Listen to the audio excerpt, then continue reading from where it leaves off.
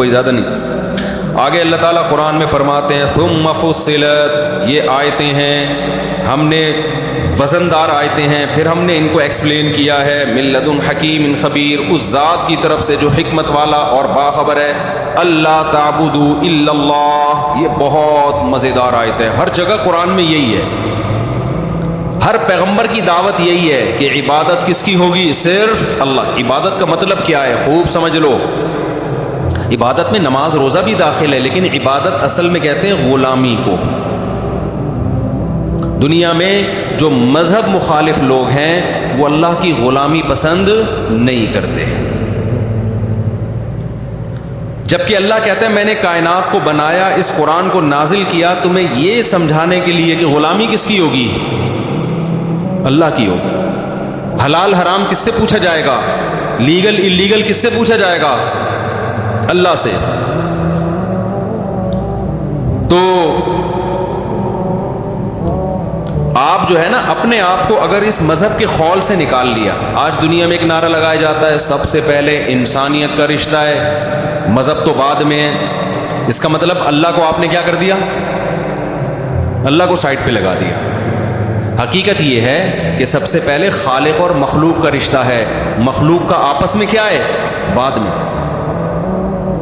کچھ گھر میں بچے رہتے ہوں، آپس میں ایک دوسرے کے حقوق کی بات کر رہے ہوں، خیال کر رہے ہوں. ایک نے کہا یار کبھی ابا کو بھی جا کے پوچھ لو، تو وہ کہیں یار سب سے پہلے ہم ہیں. یہ ظلم ہوگا ابا پہ کہ نہیں ہوگا؟ بھائی سب سے پہلے کون ہے؟ ابا ہیں. تو انسان آپس میں ایک دوسرے کے حقوق متعین کر رہا ہے، ایک دوسرے کا خیال کرو. کسی نے کہا بھائی اللہ کی بھی عبادت ہے، مذہب بھی ہے، انہوں نے کہا انسانیت کیا ہے؟ پہلے ہے. یہ جملہ دیکھنے میں بہت اچھا ہے، لیکن اصل میں آپ اس سوسائٹی کو گاڈ لیس بنا رہے ہیں. آپ اللہ کو کیا کر رہے ہیں؟ پرے کر رہے ہیں. جس نے بنایا، جو آسمان سے بارشیں برساتا ہے، جو کھلاتا پلاتا ہے، کیا کیا کمالات ہیں اس کے. وَإِن تَعُدُّوا نِعْمَتَ اللَّهِ لَا تُحْصُوهَا، اللہ کہہ رہے ہیں اس کی نعمتیں گننے بیٹھو شمار نہیں کر سکتے. اس کو کیا کر دیا؟ سائیڈ پہ کر دیا.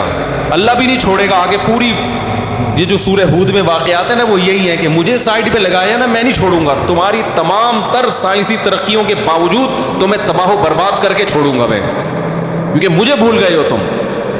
تو اللہ کو سب سے زیادہ غرض اس بات سے ہے کہ اس اللہ کو کون یاد رکھتا ہے. آگے اللہ تعالیٰ فرماتے ہیں کہ اللہ تعبدوا الا اللہ. اس سورت کا مضمون یہ ہے، اللہ نے نا سورت کا خلاصہ شروع میں بیان کر دیا. سورہ ہود ہے، خلاصہ شروع میں بیان کر دیا کہ اس پورے قرآن کا اور اس سورت کا خلاصہ یہ ہے اللہ تعبدوا الا اللہ، اس اللہ کے سوا کسی کی غلامی نہیں ہوگی. اننی لکم منہ نذیر و بشیر، اور پیغمبر کو کہہ دیا کہ آپ ان کو بتا دیں میں تمہیں خوشخبریاں دینے کے لیے اور جہنم سے ڈرانے کے لیے آیا ہوں. ان لوگوں کے لیے خوشخبری ہے جو میری بات کو مان کے اللہ کی فرما برداری شروع کر دیتے ہیں، اور ان لوگوں کا بہت بھیانک انجام ہے جو میری دعوت کو ٹھکرا دیتے ہیں.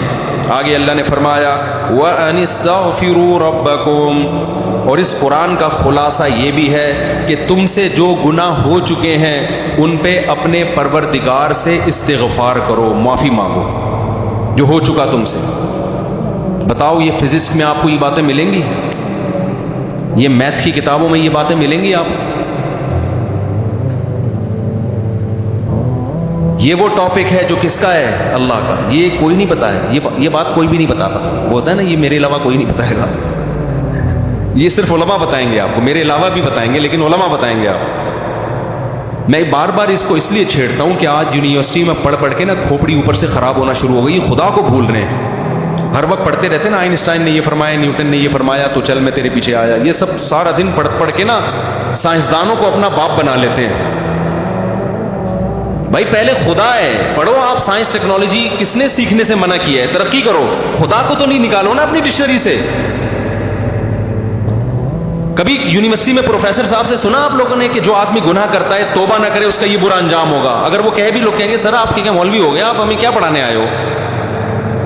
آپ ایم کو کیا ہے E=mc² کو ایکسپلین کرو یہ کیا ہوتا ہے. اللہ نے E=mc² کو ایکسپلین نہیں کیا کیونکہ ہمارا ہیڈک ہے. اللہ کہہ رہا ہے اس قرآن میں میں جو تمہیں سمجھانا چاہ رہا ہوں وہ کیا ہے؟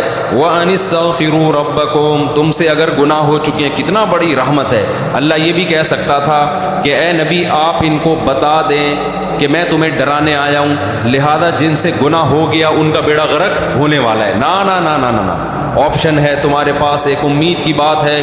رب سے دور مت بھاگو، گناہ ہو گیا ہے نا، دور مت بھاگو اس سے۔ ان استغفروا ربکم، اپنے رب سے اپنے گناہوں کی معافی مانگو۔ ثم توبوا الیہ، پھر اسی کی طرف متوجہ ہو کے رہو، چھوڑو نہیں اس کو، اس کے در کو کسی قیمت پہ چھوڑو نہیں۔ یمتعکم متاعا حسنا الی اجل مسمی، وہ موت تک تمہیں ایک اچھی زندگی دے گا۔ یعنی دنیا میں اس کا فائدہ کیا ہوگا؟